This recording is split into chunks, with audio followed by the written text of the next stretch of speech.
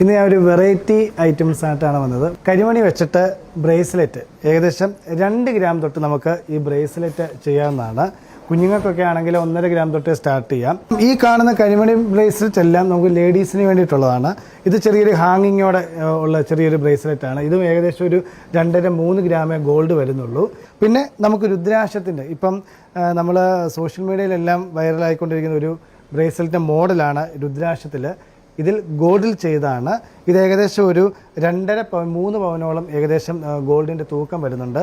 ഇത് സാധാ ഡിസൈൻ അല്ല, ഇത് വെറൈറ്റി ആയിട്ട് രുദ്രാക്ഷ നടുക്ക് വരുന്ന രീതിയിലാണ്. നമ്മൾ ഏതെങ്കിലും ഈ സൈക്കിൾ ചെയിനൊക്കെ വരുന്നില്ല, അതുപോലെ ആ മോഡൽസിലാണ് ഇത് ചെയ്തിരിക്കുന്നത്. ഇത് രുദ്രാക്ഷത്തിൻ്റെ വെറൈറ്റി മോഡലാണ്.